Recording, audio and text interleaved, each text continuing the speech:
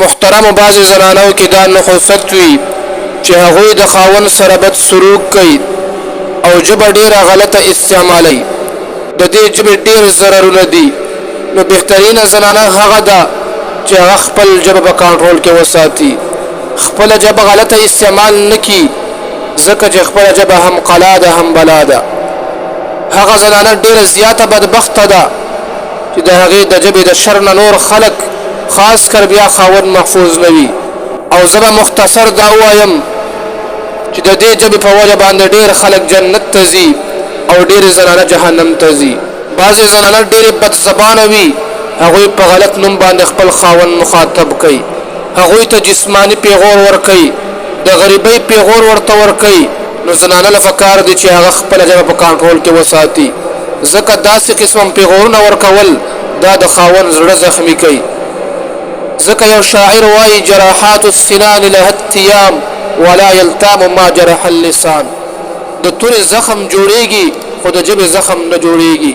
د ژبې زخم چې کله جوړ شي هغه بیا ټول عمر انسان ته یاد وي. نو ښځې له پکار دي چې د خپل خاوند شکریه ادا کړي، په هره معامله کې د خپل خاوند حوصله افزایي وکړي او په هر ځای کې د خپل خاوند تعریف کوي. ځکه رسول الله مبارک فرمایي الله تعالی د رحمت په نظر نه ګوري هغه زنانه ته چې کوم د خاوند ناشکري کوي.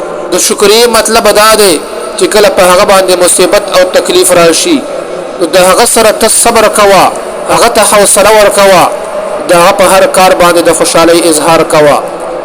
دا خبرې معمولي مه ګڼئ محترمو، که چېرته د دې خبرو خیال ونه ساتلی شي نو بیا د انسان زندګي ښه تېرېږي.